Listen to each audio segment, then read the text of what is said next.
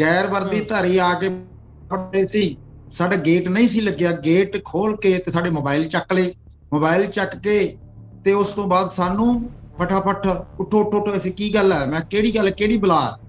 ਜੇ ਦਿੱਲੀ ਦੀ police, centre ਦੀ police ਤੁਹਾਨੂੰ ਤਖਤ ਸ੍ਰੀ ਦਮਦਮਾ ਸਾਹਿਬ ਤੇ ਜਾਣ ਨਹੀਂ ਦਿੰਦੀ, ਉੱਥੋਂ ਰੋਕ ਲੈਂਦੀ ਹੈ, ਤੇ ਫਿਰ ਸਾਡੀ ਇੱਥੇ ਕ੍ਰੈਡੀਬਿਲਿਟੀ ਕੀ ਰਹਿ ਗਈ ਹੈ?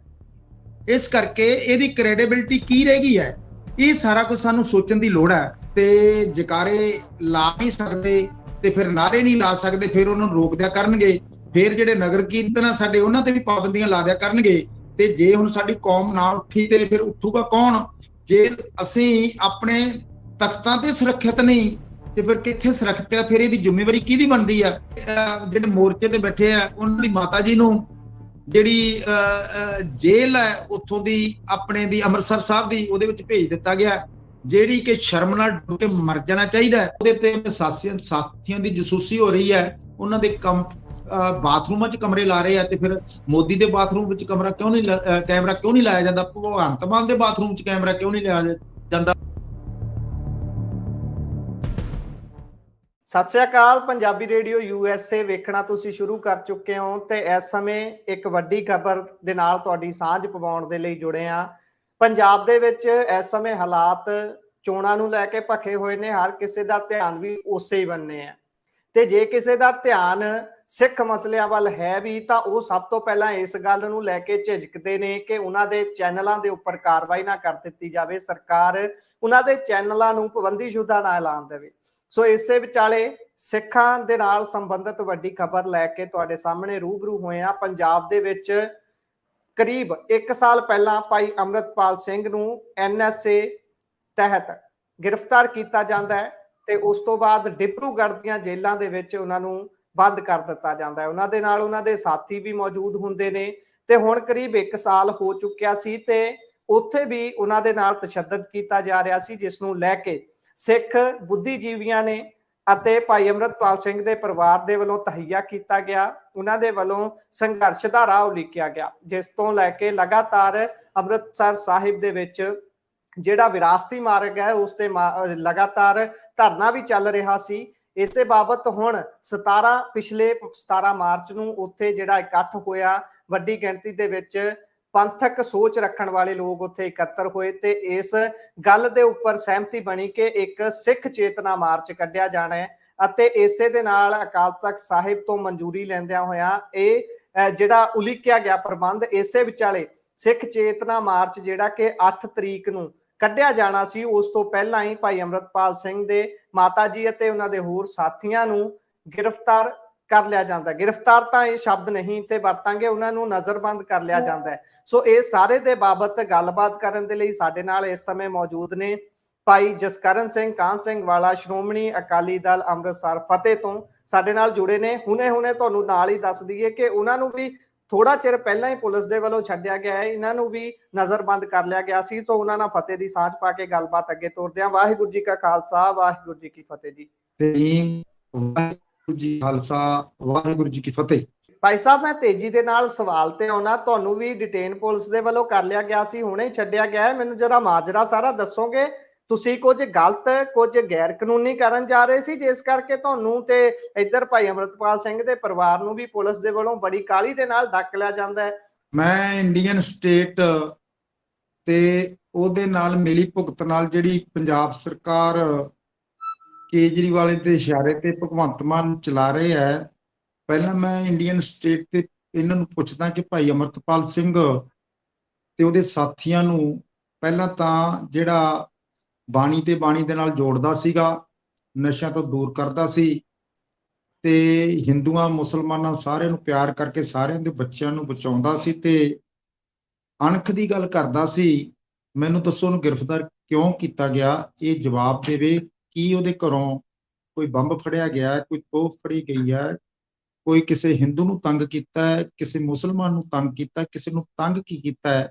ਉਹਦੇ ਘਰੋਂ ਫੜਿਆ ਤਾਂ ਬਹੁਤ ਕੁਛ ਗਿਆ। ਉਹ ਫੜਿਆ ਗਿਆ ਕਿ ਉਹਦੇ ਘਰੋਂ ਕੜੇ ਫੜੇ ਗਏ ਨੇ, ਕਛਹਿਰੇ ਫੜੇ ਗਏ ਨੇ, ਕੰਗੇ ਫੜੇ ਗਏ ਨੇ। ਇਸ ਜਿਹੜੇ ਅਸੀਂ ਗਵਾਹੀ ਰੱਖਦੇ ਹਾਂ ਉਹ ਫੜੇ ਗਏ। 5 ਕਕਾਰ ਉਹਦੇ ਕੋਲੋਂ ਫੜੇ ਗਏ ਆ, ਤੇ ਜੋ ਕਿਰਪਾਨ ਫੜੀਆਂ ਗਈਆਂ ਜੋ ਕਿ ਸਿੱਖਾਂ ਦਾ ਬੁਨਿਆਦੀ ਹੱਕ ਹੈ, ਤੇ ਫਿਰ ਉਹਨੂੰ ਡਿਬਰੂਗੜ੍ਹ ਭੇਜ ਦੇਣਾ ਤੇ ਸਾਡੇ ਬੰਦੀ ਸਿੰਘਾਂ ਨੂੰ 32 ਸਾਲ ਤੋਂ ਸਾਡੀ ਕੌਮ ਦੇ ਕਰਕੇ ਰੱਖਣਾ। ਸਾਨੂੰ ਦਸਤੂਰ ਕੀ ਕੀਤਾ ਹੈ। ਤੇ ਫਿਰ ਉਸ ਤੋਂ ਇਲਾਵਾ ਜਦੋਂ ਉਹਨਾਂ ਦੀ ਸਾਡੀ ਗੱਲ ਇੰਡੀਅਨ ਸਟੇਟ ਦਾ ਪ੍ਰੈਜ਼ੀਡੈਂਟ ਨਹੀਂ ਸੁਣਦਾ, ਸਾਡੀ ਗੱਲ ਨਾ ਪੀਐਮ ਸੁਣ ਰਿਹਾ ਹੈ, ਨਾ ਸਾਡੀ ਗੱਲ ਰਾਜ ਸਭਾ ਤੇ ਲੋਕ ਸਭਾ ਦੇ ਮੈਂਬਰ ਸੁਣ ਰਹੇ ਹੈ, ਨਾ ਸੁਪਰੀਮ ਕੋਰਟ ਸੁਣ ਰਹੀ ਹੈ, ਤੇ ਨਾ ਸੰਬੰਧਿਤ ਹਾਈ ਕੋਰਟਾਂ ਸੁਣ ਰਹੀਆਂ, ਤੇ ਨਾ ਸੀਐਮ ਸੁਣ ਰਿਹਾ ਹੈ, ਤੇ ਨਾ 92 ਐਮਐਲਏਆਂ ਦਾ ਜਿਹੜਾ ਤੁਰਿਆ ਫਿਰਦਾ ਵੰਗ ਉਹ ਸੁਣ ਨਹੀਂ ਰਿਹਾ, ਨਾ ਕੋਈ ਹਾਦਾ ਨਾ ਮਾਰ ਰਿਹਾ ਹੈ, ਨਾ ਹਿਊਮਨ ਰਾਈਟਸ ਬੋਲ ਰਿਹਾ। ਤੇ ਫਿਰ ਹੁਣ ਅਸੀਂ ਜਾਈਏ ਕਿੱਧਰ, ਇਹ ਕਿਉਂ ਨਹੀਂ ਬੋਲ ਰਿਹਾ। ਤੇ ਫਿਰ ਜੇਕਰ ਅਸੀਂ ਆਰਟੀਕਲ 14-19 ਦੇ ਮੁਤਾਬਕ ਸਾਡਾ ਬੁਨਿਆਦੀ ਹੱਕ ਹੈ, ਜਦੋਂ ਸਾਡੀ ਗੱਲ ਹੀ ਨਹੀਂ ਸੁਣਦੇ, ਅਸੀਂ ਧਰਨਾ ਵੀ ਲਾ ਸਕਦੇ ਹਾਂ, ਮੁਜ਼ਾਹਰਾ ਵੀ ਲਾ ਸਕਦੇ ਹਾਂ, ਅਸੀਂ ਸੜਕ ਬੰਦ ਕਰ ਸਕਦੇ ਹਾਂ, ਬਸ਼ਰਤੇ ਕਿਸੇ ਨੂੰ ਤੰਗ ਨਾ ਕਰੀਏ। ਅਸੀਂ ਆਪਾਂ ਟੈਂਕੀ ਤੇ ਚੜ ਸਕਦੇ ਹਾਂ, ਇਹ ਸਾਡਾ ਬੁਨਿਆਦੀ ਹੱਕ ਹੈ। ਜਦੋਂ ਸਾਰੇ ਰਸਤੇ ਬੰਦ ਆ ਜੰਮੂ ਦੇ, ਤੇ ਉਸ ਤੋਂ ਬਾਅਦ ਜਦੋਂ ਸਾਡੀ ਗੱਲ ਹੀ ਨਾ ਸੁਣੀ, ਫਿਰ ਅਸੀਂ ਗਵਰਨਰ ਨੂੰ ਮੰਗ ਪੱਤਰ ਦਿੱਤਾ ਸ਼੍ਰੋਮਣੀ ਅਕਾਲੀ ਦਲ ਫਤਿਹ ਵੱਲੋਂ ਕਿ ਹਾਲਤ ਚੱਲ ਰਹੀ ਹੈ, ਅਮਰਤਪਾਲ ਨੂੰ ਫੜਿਆ ਕਿਉਂ ਗਿਆ, ਜਿਹੜੀਆਂ ਮੈਂ ਗੱਲਾਂ ਸਾਰੀਆਂ ਦੱਸੀਆਂ ਬੋਲ ਕੇ ਕਹੀਆਂ। ਤਾਂ ਫਿਰ ਅਸੀਂ ਕਿਹਾ ਵੀ ਜੇਕਰ ਤੁਸੀਂ ਸਾਡੀ ਗੱਲ ਨਹੀਂ ਸੁਣਨੀ ਤੇ ਫਿਰ ਤਾਂ ਅਸੀਂ ਕਿਹਦੇ ਕੋਲੇ ਜਾਵਾਂਗੇ। ਜਦੋਂ ਰਸਤੇ ਬੰਦ ਹੋ ਗਏ, ਫਿਰ ਅਸੀਂ ਗੁਰੂ ਗ੍ਰੰਥ ਸਾਹਿਬ ਅੱਗੇ ਜਾਵਾਂਗੇ। ਤੇ ਜਿਹੜੇ 6ਵੇਂ ਪਾਤਸ਼ਾਹ ਨੇ 52 ਹਿੰਦੂ ਰਾਜਿਆਂ ਨੂੰ ਛੁਡਾ ਲਿਆ, ਗੁਰੂ ਗ੍ਰੰਥ ਸਾਹਿਬ 'ਚ ਪਾਵਰ ਹੈ, ਉਹ ਜੇ ਸਾਡੇ ਯਾਨੀ ਕਿ ਗੂੰਗਿਆਂ ਤੋਂ ਅਰਥ ਕਰਾ ਸਕਦਾ ਹੈ, ਤੇ ਜੇ 52 ਰਾਜਿਆਂ ਨੂੰ ਛੁਡਾ ਸਕਦਾ ਹੈ, ਤੇ ਸਿਰ ਵੱਡੇ ਤੋਂ ਬਾਬਾ ਦੀਪ ਸਿੰਘ ਨੂੰ ਲੜਾ ਸਕਦਾ ਹੈ, ਫਿਰ ਭਾਈ ਅਸੀਂ ਸਰਾਏ ਨਾਗਾ ਗੁਰੂ ਘਰ ਦੇ ਵਿੱਚ ਅਸੀਂ ਅਰਦਾਸ ਕੀਤੀ। ਉਦੋਂ 60 ਬੰਦੇ ਇਕੱਠੇ ਹੋਏ, ਫਿਰ ਅਰਦਾਸ ਅਸੀਂ ਕੀਤੀ ਕਿ ਸੱਚੇ ਪਾਤਸ਼ਾਹ ਤੂੰ ਹੀ ਸਾਡੀ ਬਾਹ ਫੜ। ਫਿਰ ਅਰਦਾਸ ਅਸੀਂ ਲਖਵੀਰ ਸਿੰਘ ਸੌਂਟੀ ਦੇ ਪਿੰਡ ਮੀਰੀ ਪੀਰੀ ਦੇ ਮਾਲਕ ਦਾ ਗੁਰੂ ਘਰ ਉੱਥੇ ਕੀਤੀ। ਫਿਰ ਤੀਜੀ ਅਸੀਂ ਅਰਦਾਸ ਕੀਤੀ ਆਪਣੇ ਪਿੰਡ ਭੰਬਲੰਡਾ ਉੱਥੇ ਫਿਰੋਜ਼ਪੁਰ ਦੇ ਵਿੱਚ। ਤੋਂ ਬਾਅਦ ਫਿਰ ਅਕਾਲ ਤਖਤ ਅਰਦਾਸ ਕੀਤੀ, ਅਕਾਲ ਤਖਤ ਸਾਹਿਬ ਤੇ ਜੋਗੀ ਬੇਅੰਤ ਕੀਤੀ। ਫਿਰ ਅਸੀਂ ਆਨੰਦਪੁਰ ਸਾਹਿਬ ਦੇ ਤਖਤ ਤੇ ਅਰਦਾਸ ਸਾਹਿਬ ਕੇਸਗੜ੍ਹ ਸਾਹਿਬ ਕੀਤੀ। ਉਸ ਤੋਂ ਬਾਅਦ ਅਸੀਂ ਅਰਦਾਸ ਦਮਦਮਾ ਸਾਹਿਬ ਗੁਰੂ ਕੀ ਕਾਸ਼ੀ ਉੱਥੇ ਅਰਦਾਸ ਕੀਤੀ। ਫਿਰ ਪਟਨਾ ਸਾਹਿਬ ਤੇ ਮਹਾਰਾਜ ਅੱਗੇ ਅਰਦਾਸ ਕੀਤੀ। ਤੇ ਫਿਰ ਜਦੋਂ ਸਾਡੇ ਤੇ ਜ਼ਬਰ ਰੁਕਿਆ ਹੀ ਨਹੀਂ, ਮਹਾਰਾਜ ਨੇ ਕਿਰਪਾ ਕੀਤੀ, ਤੇ ਫਿਰ ਅਸੀਂ ਉੱਥੇ ਮੋਰਚਾ ਲਾ ਦਿੱਤਾ ਕਿ ਸਰਕਾਰ ਨੂੰ ਕਿਹਾ ਸਿਰਿਆ ਕਰੋ। ਉੱਥੇ ਮੋਰਚਾ ਲਾ ਦਿੱਤਾ, ਸਾਰੇ ਪਰਿਵਾਰ ਨੇ ਰਲ ਕੇ, ਸਾਰੀ ਕੌਮ ਨੇ ਬੜਾ ਸਾਥ ਦਿੱਤਾ। ਫਿਰ 17 ਤਰੀਕ ਨੂੰ ਪੰਥਕ ਇਕੱਠ ਹੋਇਆ, ਉੱਥੇ 10 ਦਿਨ ਦਾ ਅਲਟੀਮੇਟਮ ਦਿੱਤਾ ਗਿਆ ਕਿ ਤੁਸੀਂ ਸਾਡੇ ਬੰਦੀ ਸਿੰਘ ਰਿਹਾ ਕਰੋ। ਅਸੀਂ ਤਾਂ ਇੰਨਾ ਹੀ ਕਿਹਾ ਸੀ ਕਿ ਭਾਈ ਅਮਰਤਪਾਲ ਸਿੰਘ ਦੇ ਉੱਤੇ ਉਹਦੀ ਰੈਕੀ ਹੋ ਰਹੀ ਹੈ, ਉਹਦੀ ਜਸੂਸੀ ਹੋ ਰਹੀ ਹੈ, ਇਸ ਕਰਕੇ ਬਹੁਤ ਧੱਕਾ ਹੋ ਰਿਹਾ, ਗੈਰ ਕਾਨੂੰਨੀ ਹੋ ਰਿਹਾ। ਜੇ ਅਮਰਤਪਾਲ ਦੇ ਉਹਦੇ ਤੇ ਸਾਥੀਆਂ ਦੀ ਜਸੂਸੀ ਹੋ ਰਹੀ ਹੈ, ਉਹਨਾਂ ਦੇ ਬਾਥਰੂਮਾਂ 'ਚ ਕਮਰੇ ਲਾ ਰਹੇ ਆ, ਤੇ ਫਿਰ ਮੋਦੀ ਦੇ ਬਾਥਰੂਮ ਵਿੱਚ ਕੈਮਰਾ ਕਿਉਂ ਨਹੀਂ ਲਾਇਆ ਜਾਂਦਾ? ਭਗਵੰਤ ਮਾਨ ਦੇ ਬਾਥਰੂਮ 'ਚ ਕੈਮਰਾ ਕਿਉਂ ਨਹੀਂ ਲਾਇਆ ਜਾਂਦਾ? ਜਦ ਕਾਨੂੰਨ ਦੇ ਮੁਤਾਬਕ ਅਸੀਂ ਸਾਰੇ ਇੱਕੋ ਆ। ਤੇ ਉਦੋਂ ਬਾਅਦ ਜਦੋਂ ਸਾਡੀ ਫੇਰ ਵੀ ਗੱਲ ਨਾ ਸੁਣੀ, ਤੇ ਫਿਰ ਇਹ ਹੋਇਆ ਕਿ 8 ਅਪ੍ਰੈਲ 2024 ਨੂੰ ਕਿਹਾ ਕਿ ਅਸੀਂ ਤਖਤ ਸ੍ਰੀ ਦਮਦਮਾ ਸਾਹਿਬ ਤੋਂ ਗੁਰੂ ਗ੍ਰੰਥ ਸਾਹਿਬ ਦੀ ਹਜ਼ੂਰੀ ਦੇ ਵਿੱਚ 5 ਪਿਆਰਿਆਂ ਦੀ ਹਾਜ਼ਰੀ ਦੇ ਵਿੱਚ ਅਸੀਂ ਖਾਲਸਾ ਚੇਤਨਾ ਮਾਰਚ ਖਾਲਸਾ ਵਹੀਰ ਦੇ ਰੂਪ ਵਿੱਚ ਸ਼ਾਂਤਮਈ ਨਾਲ ਕੱਢਾਂਗੇ। ਜਿਉਂ ਹੀ ਐਲਾਨ ਹੋਇਆ, ਨੌਜਵਾਨਾਂ 'ਚ ਬੜਾ ਉਤਸ਼ਾਹ ਸੀ, ਸਾਡੀ ਜਥੇਬੰਦੀ 'ਚ ਬੜਾ ਉਤਸ਼ਾਹ ਸੀ, ਪਰਿਵਾਰ ਸਾਰਿਆਂ 'ਚ ਉਤਸ਼ਾਹ ਸੀ। ਤੇ ਜਦੋਂ ਇਹ ਪੂਰੀਆਂ ਆਵਾਜ਼ਾਂ ਆਈਆਂ ਕਿ ਬੱਚਾ ਬੱਚੀ ਸਾਨੂੰ ਉੱਥੇ ਤਿਆਰ ਸੀ ਤਖਤ ਸ੍ਰੀ ਦਮਦਮਾ ਸਾਹਿਬ ਤੇ ਫਿਰ ਸਰਕਾਰ ਨੇ ਮੋਦੀ ਦੀ ਸੈਂਟਰ ਸਰਕਾਰ ਨਾਲ ਮਿਲ ਕੇ ਉਹਦਾ ਪੱਖ ਪੂਰਦਿਆਂ ਤੇ ਇਹਦੇ ਤੇ ਪਾਬੰਦੀ ਲਾਤੀ। ਮੈਨੂੰ ਇਹ ਦੱਸੋ ਵੀ ਇੰਡੀਅਨ ਸਟੇਟ ਤੇ ਭਗਵੰਤ ਮਾਨ ਦੀ ਸਰਕਾਰ ਤੇ ਉਹਦੇ ਸਾਥੀ ਜਿਹੜੇ ਉਹਨਾਂ ਨੂੰ ਇੱਥੋਂ ਤੱਕ ਲੈ ਕੇ ਆਏ ਹੈ, ਪੰਜਾਬ ਦੀ ਸੱਤਾ ਤੇ ਬਿਠਾਇਆ ਦਿੱਲੀ ਤੋਂ ਲਿਆ ਕੇ, ਉਹ ਦੱਸਣ ਕਿ ਪਾਬੰਦੀ ਕਿਉਂ ਲਾਈ ਹੈ? ਕਿ ਅਸੀਂ ਗੁਰੂ ਗ੍ਰੰਥ ਸਾਹਿਬ ਅੱਗੇ ਅਰਦਾਸ ਕਰਕੇ ਪਾਲਕੀ ਸਾਹਿਬ ਲੈ ਕੇ ਨਹੀਂ ਚੱਲ ਸਕਦੇ? ਕੀ ਸਾਡੇ 5 ਪਿਆਰੇ ਸਾਡੀ ਅਗਵਾਈ ਨਹੀਂ ਕਰ ਸਕਦੇ? ਕੀ ਅਸੀਂ ਤਖਤ ਸ੍ਰੀ ਦਮਦਮਾ ਸਾਹਿਬ ਤੇ ਅਰਦਾਸ ਬੇਨਤੀ ਕਰਕੇ ਹੁਕਮਨਾਮਾ ਲੈ ਕੇ ਨਹੀਂ ਚੱਲ ਸਕਦੇ? ਕੀ ਅਸੀਂ ਆਪਣੀ ਗੱਡੀ ਤੇ ਚੜ੍ਹ ਨਹੀਂ ਸਕਦੇ? ਕੀ ਅਸੀਂ ਆਪਣੀਆਂ ਜਕਾਰੇ ਤੇ ਨਾਰੇ ਲਾ ਕੇ ਸ਼ਾਂਤਮਈ ਸਾਰੇ ਪਿੰਡਾਂ ਵਿੱਚ ਦੀ ਹੁੰਦੇ 11 ਤਰੀਕ ਨੂੰ ਨਹੀਂ ਪਹੁੰਚ ਸਕਦੇ? ਹੁਣ ਜੇਕਰ ਅਸੀਂ ਅੱਗੇ ਤੱਕ ਦੱਸੋ ਹੁਣ ਜਾਈਏ ਕਿੱਧਰ। ਫਿਰ ਇਦੋਂ ਵੱਡੀ ਗੁਲਾਮੀ ਕੀ ਹੈ? ਫਿਰ ਗੁਲਾਮੀ ਕਿਹੜਾ ਜਥੇਬੰਦੀ ਹੈ? ਜਿਸ ਤਰੀਕੇ ਸਾਡੇ ਨਾਲ ਅੱਜ ਹੋਇਆ ਹੈ, ਇਹ ਇਦੋਂ ਵੱਡੀ ਤਾਂ ਕੋਈ ਗੁਲਾਮੀ ਹੋ ਨਹੀਂ ਸਕਦੀ। ਫਿਰ ਦੂਜੇ ਪਾਸੇ ਭਾਈ ਅਮਰ ਸਿੰਘ ਦੀ ਮਾਤਾ ਜੀ ਬਲਵਿੰਦਰ ਕੌਰ ਨੂੰ ਫੜ ਲੈਣਾ ਤੇ ਜਲੀਲ ਕਰ ਦੇਣਾ, ਕੋਈ ਨਾ ਨੋਟਿਸ ਦੇਣਾ, ਨਾ ਵਕੀਲ ਦੇਣਾ, ਤੇ ਫਿਰ ਉਹਨੂੰ ਜੇਲ੍ਹ 'ਚ ਭੇਜ ਦੇਣਾ। ਇਦੋਂ ਵੱਡੀਆਂ ਕਿਹੜੀਆਂ ਗੱਲਾਂ ਹੈ? ਉਸ ਤੋਂ ਬਾਅਦ ਸ਼੍ਰੋਮਣੀ ਅਕਾਲੀ ਦਲ ਫਤਿਹ ਦੇ ਅਤਲਾ ਸਾਹਿਬ ਨੂੰ ਹਾਊਸ ਅਰੈਸਟ ਕਰ ਲੈਣਾ। ਉਸ ਤੋਂ ਬਾਅਦ ਗੁਰਦੀਪ ਸਿੰਘ ਬਠਿੰਡਾ ਨੂੰ ਹਾਊਸ ਅਰੈਸਟ ਕਰ ਲੈਣਾ। ਉਸ ਤੋਂ ਬਾਅਦ ਸਾਡੇ ਜਿਹੜੇ ਸਾਡੇ ਯੋਧੇ ਆ, ਜੋਬਨਜੀਤ ਸਿੰਘ ਨੂੰ, ਜਿਹੜਾ ਫਤਿਹ ਦਾ ਸਾਡਾ ਪ੍ਰਧਾਨ ਹੈ, ਉਹਨੂੰ ਹਾਊਸ ਅਰੈਸਟ ਕਰ ਦੇਣਾ। ਇਹ ਗੱਲਾਂ ਕਿੱਡੀਆਂ ਕੁ ਚੰਗੀਆਂ ਹੈ? ਇਹ ਸਾਰਾ ਹਾਊਸ ਅਰੈਸਟ ਕਿਉਂ ਕੀਤਾ ਗਿਆ? ਸਾਡੇ ਸੋਨੀ ਨੂੰ ਹਾਊਸ ਅਰੈਸਟ ਕਰ ਦੇਣਾ। ਉਸ ਤੋਂ ਬਾਅਦ ਸਾਡੇ ਸਾਰੇ ਬੰਦਿਆਂ ਨੂੰ ਹਾਊਸ ਅਰੈਸਟ ਕਰਕੇ ਕਿਸੇ ਨੂੰ ਗ੍ਰਿਫਤਾਰ ਕਰ ਲੈਣਾ। ਸੋ ਭਾਈ ਸਾਹਿਬ, ਇਹ ਜ਼ਰੂਰ ਚਾਨਣਾ ਪਾਓ ਕਿ ਤੁਹਾਡੀ ਹੁਣ ਜਦੋਂ ਇਹ ਸਾਰਾ ਕੁਝ ਹੋਇਆ, ਚੇਤਨਾ ਮਾਰਚ ਰੱਖਿਆ ਗਿਆ ਸੀ, ਸਿੱਖ ਚੇਤਨਾ ਮਾਰਚ, ਉਸ ਨੂੰ ਤਾਂ ਹੁਣ ਠੱਲ ਪਾ ਦਿੱਤੀ ਗਈ ਹੈ, ਉਸ 'ਚ ਵਿਘਨ ਪਾ ਦਿੱਤਾ ਗਿਆ, ਤੇ ਹੁਣ ਤੁਹਾਡੀ ਭਾਈ ਅੰਮ੍ਰਿਤਪਾਲ ਸਿੰਘ ਦੇ ਪਰਿਵਾਰ ਦੇ ਨਾਲ ਕਿਸੇ ਤਰੀਕੇ ਨਾਲ ਰਾਬਤਾ ਹੋਇਆ, ਗੱਲਬਾਤ ਹੋਈ ਹੈ, ਜਾਂ ਕੋਈ ਆਪਸ 'ਚ ਕੋਈ ਮੈਸੇਜ ਸੰਦੇਸ਼ ਗਿਆ ਹੋਵੇ ਕਿਤੇ? ਕਿ ਮੈਂ ਕਿਸੇ ਤਰੀਕੇ ਮਹਾਰਾਜ ਜੀ ਕਿਰਪਾ ਸਦਕਾ ਮੈਂ ਤਖਤ ਸ੍ਰੀ ਦਮਦਮਾ ਸਾਹਿਬ ਪਹੁੰਚ ਗਿਆ ਸੀਗਾ। ਠੀਕ ਹੈ। ਜਦੋਂ ਪਹੁੰਚ ਕੇ ਮੈਂ ਜਾ ਕੇ 417 ਨੰਬਰ ਕਮਰੇ ਦੇ ਵਿੱਚ ਰੁਕਿਆ ਜੀ, ਤਾਂ ਉਸ ਤੋਂ ਬਾਅਦ ਪੁਲਿਸ ਨੂੰ ਹਫੜਾ ਦਫੜੀ ਪੈ ਗਈ ਜੀ।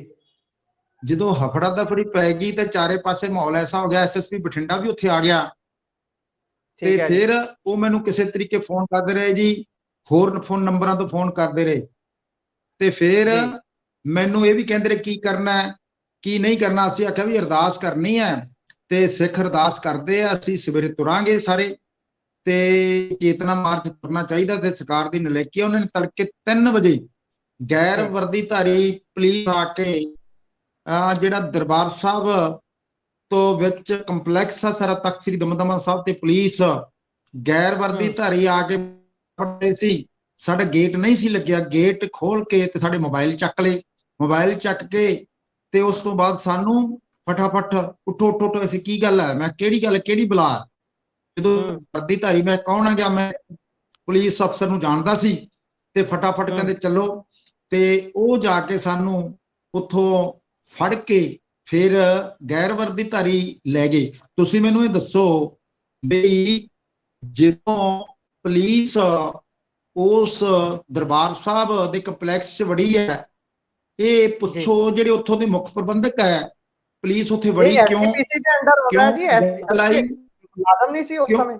ਕਿਉਂ ਇਜਾਜ਼ਤ ਲਈ ਜੀ? ਕਿਉਂ ਇਜਾਜ਼ਤ ਦਿੱਤੀ? ਕਿਹਨੇ ਇਜਾਜ਼ਤ ਦਿੱਤੀ? ਜੇ ਦਿੱਤੀ ਹੈ ਤਾਂ ਕਿਉਂ ਦਿੱਤੀ? ਜੇ ਨਹੀਂ ਦਿੱਤੀ ਤਾਂ ਉਹ ਅੰਦਰ ਦਾਖਲ ਕਿਵੇਂ ਹੋ ਗਏ? ਜਦੋਂ ਸਾਰਾ ਸਰਾਂ ਦਾ ਮਾਮਲਾ ਸੀ, ਅੰਦਰ ਸੀ, ਉਹਦੇ ਸਰਾਂ ਦੇ ਅਮਲੇ ਨੇ ਉਹਨਾਂ ਨੂੰ ਕਿਉਂ ਨਹੀਂ ਰੋਕਿਆ? ਉਹ ਕਿਸੇ ਕਮਰੇ ਦੇ ਵਿੱਚ ਵੀ ਕੋਈ ਬੰਦਾ ਵੜ ਕੇ ਜੇ ਕਿਸੇ ਬੰਦੇ ਨੂੰ ਚੱਕ ਕੇ ਲੈ ਕੇ ਮਾਰ ਜਾਵੇ, ਤੇ ਉਦੋਂ ਫਿਰ ਇਹਨਾਂ ਦੀ ਜ਼ਿੰਮੇਵਾਰੀ ਹੈ, ਮੂਰਖਦਰਸ਼ਕ ਬਣੇ ਹੋਏ ਹੈ। ਤੇ ਉਦੋਂ ਬਾਅਦ ਤੁਸੀਂ ਦੂਜੇ ਪਾਸੇ ਦੇਖੋ, ਜਦੋਂ ਸਿੱਖਾਂ ਨੇ ਦਰਬਾਰ ਸਾਹਿਬ ਅਕਾਲ ਤਖਤ ਸਾਹਿਬ ਹੈ 6 ਜੂਨ ਨੂੰ ਅਰਦਾਸ ਕਰਨ, ਤੇ ਟਾਕ ਸਪੋਰਲ ਹਰ ਰਲ ਕਰਦੀ ਫਿਰਦੀ ਹੈ। ਜੇ ਕਿਤੇ ਸਿੱਖ ਨਾਰਾ ਵੀ ਲਾ ਦੇਵੇ, ਜੇ ਕਿਤੇ ਸਿੱਖ ਸੱਚੀ ਤੇ ਅਣਖੀ ਗੱਲ ਵੀ ਕਰ ਦੇਵੇ, ਤੇ ਸਿੱਖਾਂ ਨੂੰ ਉੱਥੇ ਟਾਕ ਸਪੋਰ ਕੁੱਟਦੀ ਹੈ, ਤੇ ਇੱਥੇ ਟਾਕ ਸਪੋਰ ਕਿੱਧਰ ਗਈ ਆ? ਹੁਣ ਸਵਾਲ ਇਹ ਉੱਠਦਾ ਹੈ ਤੇ ਕਿ ਅਸੀਂ ਸਾਰਿਆਂ ਨੇ, ਸਵਾਲ ਇਹ ਉੱਠਦਾ ਹੈ ਕਿ ਉੱਥੇ ਜਿਹੜੇ ਸਾਰੇ ਬੰਦੇ ਆ, ਉੱਥੇ ਉਹਨਾਂ ਨੂੰ ਰੋਕਿਆ ਕਿਉਂ ਨਹੀਂ? ਜੇ ਦਿੱਲੀ ਦੀ ਪੁਲਿਸ, ਸੈਂਟਰ ਦੀ ਪੁਲਿਸ ਤੁਹਾਨੂੰ ਤਖਤ ਸ੍ਰੀ ਦਮਦਮਾ ਸਾਹਿਬ ਤੇ ਜਾਣ ਨਹੀਂ ਦਿੰਦੀ, ਉੱਥੋਂ ਰੋਕ ਲੈਂਦੀ ਹੈ, ਤੇ ਫਿਰ ਸਾਡੀ ਇੱਥੇ ਕ੍ਰੈਡੀਬਿਲਿਟੀ ਕੀ ਰਹਿ ਗਈ ਹੈ? ਇਸ ਕਰਕੇ ਇਹਦੀ ਕ੍ਰੈਡੀਬਿਲਿਟੀ ਕੀ ਰਹਿ ਗਈ ਹੈ? ਇਹ ਸਾਰਾ ਕੁਝ ਸਾਨੂੰ ਸੋਚਣ ਦੀ ਲੋੜ ਹੈ। ਐਸਜੀਪੀਸੀ ਨੇ ਉੱਥੇ ਮੁੱਖ ਪ੍ਰਬੰਧਕਾਂ ਨੇ ਕੋਈ ਗੱਲ ਹੀ ਨਹੀਂ ਕੀਤੀ, ਤੇ ਤੁਸੀਂ ਦੱਸੋ ਕੀ ਹੁਣ ਅਸੀਂ ਅਰਦਾਸ ਨਹੀਂ ਕਰ ਸਕਦੇ? ਇਸ ਤਰੀਕੇ ਪੁਲਿਸ ਘੁਸਪੈਠ ਕਰ ਜਾਣੀ, ਤੇ ਇਸ ਕਰਕੇ ਚੁਣੌਤੀ ਬਹੁਤ ਵੱਡੀ ਹੈ ਵੀ ਸਾਡੇ ਇਹ ਗੁਰੂ ਘਰ ਦੇ ਵਿੱਚ ਪੁਲਿਸ ਕਿਵੇਂ ਦਾਖਲ ਹੋ ਗਈ ਤੇ ਕਿਵੇਂ ਚੱਕਿਆ ਗਿਆ? ਇਹਦੇ ਤੇ ਸਵਾਲ ਖੜੇ ਹੁੰਦੇ ਆ। ਇਹ ਬਹੁਤ ਵੱਡਾ ਕੌਮ ਦਾ ਗੰਭੀਰ ਮਸਲਾ ਹੈ। ਕੱਲ ਨੂੰ ਤਾਂ ਅਸੀਂ ਕਹਿਣਗੇ ਕਿ ਤੁਸੀਂ ਅਕਾਲ ਤਖਤ ਸਾਹਿਬ ਦੇ ਉੱਤੇ ਜਿਹੜਾ ਰਾਜ ਕਰੇਗਾ ਖਾਲਸਾ ਹੈ, ਤੇ ਉਹ ਦੋਹਰਾ ਨਹੀਂ ਪੜ ਸਕਦੇ। ਕੱਲ ਨੂੰ ਕਹਿਣਗੇ ਸਾਡੇ ਢਾਡੀ ਰਾਗੀ ਤੇ ਜਕਾਰੇ ਲਾ ਨਹੀਂ ਸਕਦੇ ਤੇ ਫਿਰ ਨਾਰੇ ਨਹੀਂ ਲਾ ਸਕਦੇ, ਫਿਰ ਉਹਨਾਂ ਨੂੰ ਰੋਕ ਦਿਆ ਕਰਨਗੇ। ਫਿਰ ਜਿਹੜੇ ਨਗਰ ਕੀਰਤਨ ਆ ਸਾਡੇ, ਉਹਨਾਂ ਤੇ ਵੀ ਪਾਬੰਦੀਆਂ ਲਾ ਦਿਆ ਕਰਨਗੇ। ਤੇ ਜੇ ਹੁਣ ਸਾਡੀ ਕੌਮ ਨਾ ਉੱਠੀ ਤੇ ਫਿਰ ਉੱਠੂਗਾ ਕੌਣ? ਜੇ ਅਸੀਂ ਆਪਣੇ ਤਖਤਾਂ ਤੇ ਸੁਰੱਖਿਅਤ ਨਹੀਂ ਤੇ ਫਿਰ ਕਿੱਥੇ ਸੁਰੱਖਿਅਤ ਆ? ਫਿਰ ਇਹਦੀ ਜ਼ਿੰਮੇਵਾਰੀ ਕਿਹਦੀ ਬਣਦੀ ਆ? ਇਹ ਬੜੀਆਂ ਗੰਭੀਰ ਮਾਮਲੇ ਹੈ। ਤੇ ਫਿਰ ਹੁਣ ਸੁਪਰੀਮ ਕੋਰਟ, ਜੇ ਹਾਈ ਕੋਰਟ ਦਿੱਲੀ ਦੀ ਇੱਕ ਬਾਬਾ ਰਾਮਦੇਵ ਬੀਬੀਆਂ ਵਾਲੇ ਕੱਪੜੇ ਪਾ ਕੇ ਭੱਜ ਜਾਂਦਾ ਹੈ ਤੇ ਪਛਾੜ ਕਰ ਦਿੰਦੀ ਆ ਦਿੱਲੀ ਪੁਲਿਸ ਤੇ ਸੋ ਮੋਟੋ ਐਕਸ਼ਨ ਲੈਦਾ ਤੇ ਫਾਇਰ ਕਰ ਲੈ। ਹੁਣ ਨੂੰ, ਮਿਨੋਰਟੀ ਕਮਿਸ਼ਨ ਨੂੰ, ਸਟੇਟ ਦੇ ਨੂੰ ਤੇ ਨੈਸ਼ਨਲ ਨੂੰ, ਤੇ ਜਿਹੜਾ ਸਾਡਾ ਯਾਨੀ ਕਿ ਨੈਸ਼ਨਲ ਤੇ ਸਟੇਟ ਹੈਗਾ ਮਿਨੋਰਟੀ ਤੇ ਹਿਊਮਨ ਰਾਈਟਸ ਕਮਿਸ਼ਨ, ਉਹ ਹੁਣ ਕਿਉਂ ਨਹੀਂ ਬੋਲਦੇ? ਪੰਜਾਬ ਦਾ ਹਾਈ ਕੋਰਟ ਸੋ ਮੋਟੋ ਐਕਸ਼ਨ ਕਿਉਂ ਨਹੀਂ ਲੈਂਦਾ ਕਿ ਇਹ ਮਾਰਚ ਜਿਹੜਾ ਧਾਰਮਿਕ ਸੀਗਾ, ਜਿਹੜਾ ਦਾ ਚੋਣਾਂ ਦੇ ਨਾਲ ਕੋਈ ਸੰਬੰਧ ਹੀ ਨਹੀਂ ਸੀ, ਉਹਨੂੰ ਕਿਉਂ ਰੋਕਿਆ ਗਿਆ? ਤੇ ਜੇ ਫਰਜ਼ ਕਰੋ ਇਹਨਾਂ ਨੇ ਜੇ ਗ੍ਰਿਫਤਾਰ ਕਰਨਾ ਸੀ ਤੇ ਫਿਰ ਉਹ ਜਾ ਕੇ ਦਰਬਾਰ ਸਾਹਿਬ ਤੋਂ ਬਾਹਰ ਉਹ ਸਾਨੂੰ ਗ੍ਰਿਫਤਾਰ ਕਰ ਸਕਦੇ, ਸਾਨੂੰ ਲਿਜਾ ਸਕਦੇ। ਉੱਥੋਂ ਧੱਕੇ ਨਾਲ ਗ੍ਰਿਫਤਾਰ ਜਾ ਕੇ ਤੜਕੇ 3 ਵਜੇ, ਨਾ ਕੋਈ ਵਕੀਲ ਦਿੱਤਾ, ਨਾ ਕੋਈ ਨੋਟਿਸ ਦਿੱਤਾ, ਨਾ ਮੁੱਖ ਪ੍ਰਬੰਧਕਾਂ ਨੂੰ ਇਨਫੋਰਮੇਸ਼ਨ, ਨਾ ਉੱਥੇ ਜਥੇਦਾਰ ਜਿਹੜਾ ਤਖਤ ਸ੍ਰੀ ਦਮਦਮਾ ਸਾਹਿਬ ਦਾ, ਨਾ ਉਹਦੇ ਬਾਰੇ ਨਾ ਉਹ ਕੋਈ ਬੋਲੇ ਹੈ। ਤੇ ਫਿਰ ਇਹ ਇਸ ਤਰੀਕੇ ਐ ਧੂ ਕੇ ਉੱਥੋਂ ਲੈ ਜਾਣਾ, ਇਹ ਕਿੱਡੀ ਵੱਡੀ ਗੱਲ ਹੈ। ਇਸ ਕਰਕੇ ਇਹਦੇ ਤੇ ਕੌਮ ਨੂੰ ਗੰਭੀਰ ਨੋਟਿਸ ਲੈਣਾ ਚਾਹੀਦਾ। ਤੇ ਜੇ ਗ੍ਰਿਫਤਾਰ ਕਰਨਾ, ਸਾਨੂੰ ਬਾਹਰ ਜਾ ਕੇ ਗ੍ਰਿਫਤਾਰ ਕਰ ਸਕਦੇ। ਦੂਜੇ ਪਾਸੇ ਮੇਰੀ ਅੰਮ੍ਰਿਤਪਾਲ ਤੇ ਫਿਰ ਮੈਨੂੰ ਇੱਥੋਂ ਲਿਜਾ ਕੇ ਫਰੀਦਕੋਟ ਮੇਰੀ ਸਿਸਟਰ ਦਾ ਘਰ ਆ, ਉੱਥੇ ਹਾਊਸ ਅਰੈਸਟ ਕਰ ਦਿੱਤਾ। ਤੇ ਜਿਵੇਂ ਮੈਨੂੰ ਦੱਸੋ ਸਾਨੂੰ ਗ੍ਰਿਫਤਾਰ ਕਿਉਂ ਕੀਤਾ? ਕੀ ਅਸੀਂ ਮਾਰਚ ਨਹੀਂ ਕਰ ਸਕਦੇ? ਜੀ ਅਸੀਂ ਅਰਦਾਸ ਨਹੀਂ ਕਰ ਸਕਦੇ? ਕੀ ਅਸੀਂ ਬੰਦੀ ਸਿੰਘਾਂ ਦੇ ਕਰ ਨਹੀਂ ਸਕਦੇ? ਇਹ ਕਿਉਂ ਕੀਤਾ ਜੀ? ਤੇ ਮੇਰੀ ਇਸ ਸੰਬੰਧ ਦੇ ਵਿੱਚ ਅੰਮ੍ਰਿਤਪਾਲ ਦੇ ਮੇਰੇ ਪਰਿਵਾਰ ਦੇ ਨਾਲ ਗੱਲ ਹੋਈ ਹੈ ਕਿ ਉਹਨਾਂ ਦੇ, ਅੰਮ੍ਰਿਤਪਾਲ ਦੇ ਪਿਤਾ ਜੀ ਨਾਲ ਵੀ ਮੇਰੀ ਗੱਲ ਹੋਈ ਹੈ। ਤੇ ਉੱਥੇ ਸਾਰੇ ਜਿਹੜੇ ਮੋਰਚੇ ਤੇ ਬੈਠੇ ਆ, ਉਹਨਾਂ ਦੀ ਮਾਤਾ ਜੀ ਨੂੰ ਜਿਹੜੀ ਜੇਲ੍ਹ ਹੈ ਉੱਥੋਂ ਦੀ, ਆਪਣੇ ਦੀ ਅੰਮ੍ਰਿਤਸਰ ਸਾਹਿਬ ਦੀ, ਉਹਦੇ ਵਿੱਚ ਭੇਜ ਦਿੱਤਾ ਗਿਆ, ਜਿਹੜੀ ਕਿ ਸ਼ਰਮ ਨਾਲ ਡੁੱਬ ਕੇ ਮਰ ਜਾਣਾ ਚਾਹੀਦਾ। ਇੱਕ ਪਾਸੇ ਤਾਂ ਕੇਜਰੀਵਾਲ ਦੇ ਬੰਦੇ ਧਰਨੇ ਲਾ ਰਹੇ, ਮਜਾ ਰਹੇ, ਕੇਜਰੀਵਾਲ ਕਿਉਂ ਫੜਿਆ? ਇੱਕ ਪਾਸੇ ਇੱਕ ਭਗਤ ਬੰਦੇ ਨੂੰ ਉਹ ਫੜ ਕੇ ਅੰਦਰ ਕੀਤਾ ਹੋਇਆ। ਤੇ ਇਹ ਸਾਰੀਆਂ ਗੱਲਾਂ ਤੇ ਸੋਚ ਵਿਚਾਰ ਕਰਨ ਵਾਲੀਆਂ, ਕੌਮ ਨੂੰ ਇਸ ਤੇ ਗੰਭੀਰ ਨੋਟਿਸ ਲੈਣਾ ਚਾਹੀਦਾ। ਤੇ ਮੈਂ ਇਹ ਵੀ ਕਹਿਣਾ ਸਰਕਾਰ ਨੂੰ, ਸਟੇਟ ਸਰਕਾਰ ਨੂੰ ਵੀ ਕਹਿਣਾ, ਇੰਡੀਅਨ ਸਟੇਟ ਨੂੰ ਵੀ ਕਹਿਣਾ, ਭਾਵੇਂ ਤੁਸੀਂ ਸਾਨੂੰ ਗ੍ਰਿਫਤਾਰ ਕਰ ਲਓ, ਭਾਵੇਂ ਸਾਨੂੰ ਜੇਲ੍ਹਾਂ 'ਚ ਭੇਜੋ, ਭਾਵੇਂ ਸਾਨੂੰ ਤਸੀਹਾ ਕੇਂਦਰਾਂ 'ਚ ਭੇਜ ਦਿਓ, ਭਾਵੇਂ ਸਾਡੇ ਰਿਸ਼ਤੇਦਾਰਾਂ ਮਿੱਤਰਾਂ ਨੂੰ ਤੰਗ ਕਰ ਲਓ, ਭਾਵੇਂ ਸਾਡੀ ਪਾਰਟੀ ਦੀ ਆਗੂ ਨੂੰ ਤੰਗ ਕਰ ਲਓ, ਤੇ ਭਾਵੇਂ ਨਜ਼ਰ ਕਰ ਦਿਓ। ਤੇ ਇਸ ਕਰਕੇ ਅਸੀਂ ਇਹ ਜਦੋਜਹਿਦ ਕਰਦੇ ਰਵਾਂਗੇ ਆਖਰੀ ਦਮ ਤੱਕ। ਤੇ ਮੈਂ ਇਹ ਵੀ ਕਹਿਣਾ ਚਾਹੁੰਦਾ, ਇੱਕੋ ਹੀ ਰਸਤਾ ਰਹਿ ਗਿਆ, ਜਿਹਦੇ ਰਾਜ ਹੁੰਦੇ ਆ, ਬਾਦਸ਼ਾਹੀ ਹੁੰਦੀ ਹੈ, ਉਹੀ ਆਪਣੀ ਅਣਖ ਨਾਲ ਰਹਿੰਦਾ ਹੈ। ਜਿਹੜੇ ਬੰਦਿਆਂ ਦਾ ਦੇਸ਼ ਜਾਂ ਮੁਲਕ ਨਹੀਂ ਹੁੰਦਾ, ਉਹ ਧਰਨਿਆਂ 'ਚ ਰਹਿੰਦੇ ਆ, ਮਜ਼ਾਰਿਆਂ 'ਚ ਰਹਿੰਦੇ ਆ, ਜੇਲ੍ਹਾਂ 'ਚ ਰਹਿੰਦੇ ਆ। ਇਸ ਕਰਕੇ ਸਾਨੂੰ ਸਾਰਿਆਂ ਨੂੰ ਮੀਰੀ ਪੀਰੀ ਦੇ ਸਿਧਾਂਤ ਦੇ ਮੁਤਾਬਕ ਅੰਮ੍ਰਿਤਪਾਲ ਤੇ ਹੋਰ ਸਾਰੇ ਸਾਥੀਆਂ ਨੂੰ, ਜਿਵੇਂ ਮੈਂ ਚੋਣ ਫਿਰੋਜ਼ਪੁਰ ਤੋਂ ਲੜ ਰਿਹਾ, ਜਿਵੇਂ ਹੋਰ ਸਾਰੇ ਸਿੰਘ ਲੜ ਰਹੇ ਆ, ਤੇ ਆਪਾਂ ਪਰਿਵਾਰਵਾਦ ਨੂੰ ਵੀ ਭਜਾਈਏ ਤੇ ਦਲ ਬਦਲੂ ਨੂੰ ਭਜਾਈਏ ਤੇ ਪੰਥ ਦੇ ਬੰਦੇ ਨੂੰ ਅੱਗੇ ਲੈ ਕੇ ਆਈ ਜਾਈਏ। ਫਿਰ ਮੁਸ਼ਕਲ ਕਰਕੇ ਅਸੀਂ ਪਾਰਲੀਮੈਂਟ ਦੇ ਵਿੱਚ ਮੋਦੀ ਦੇ ਸਾਹਮਣੇ ਬੋਲ ਕੇ ਆਪਣੀ ਕੌਮ ਦਾ ਪੱਖ ਰੱਖੀਏ, ਪੰਜਾਬ ਦਾ ਰੱਖੀਏ, ਪੰਥ ਦੀ ਗੱਲ ਕਰੀਏ, ਪੰਜਾਬੀ ਦੀ ਗੱਲ ਕਰੀਏ, ਪਾਣੀ ਦੀ ਗੱਲ ਕਰੀਏ, ਪੁੱਤ ਤੇ ਪਹਿਰਾਵੇ ਦੀ ਗੱਲ ਕਰਕੇ ਅਸੀਂ ਆਪਣੀ ਕੌਮ ਦੀ ਜਿਹੜੀ ਇਹ ਕਰੀਏ। ਸੋ ਇਸ ਸਾਡੇ ਨਾਲ ਜਸਕਰਨ ਸਿੰਘ ਕਾਹਨ ਸਿੰਘ ਵਾਲਾ, ਸ਼੍ਰੋਮਣੀ ਅਕਾਲੀ ਦਲ ਅੰਮ੍ਰਿਤਸਰ ਫਤਿਹ ਤੋਂ ਆਉਂਦੇ ਨੇ, ਤੇ ਇਹਨਾਂ ਨੂੰ ਵੀ ਹਾਊਸ ਅਰੈਸਟ ਕਰ ਲਿਆ ਗਿਆ ਸੀ। ਸਿੱਖ ਚੇਤਨਾ ਮਾਰਚ ਜਿਹੜਾ ਕੱਢਿਆ ਜਾਣਾ ਸੀ, ਉਸ ਦੇ ਸੰਬੰਧ ਦੇ ਵਿੱਚ ਉਸ ਨੂੰ ਰੋਕਣ ਦੇ ਲਈ। ਸੋ ਉਹਨਾਂ ਨੇ ਵੀ ਚਾਨਣਾ ਪਾਇਆ ਕਿ ਕਿਸ ਤਰੀਕੇ ਦੇ ਨਾਲ ਤਸ਼ੱਦਦ ਹੋਇਆ, ਧੱਕਾ ਕੀਤਾ ਗਿਆ। ਸੋ ਜੁੜੇ ਰਹੋ ਪੰਜਾਬੀ ਰੇਡੀਓ USA ਦੇ ਨਾਲ। ਧੰਨਵਾਦ।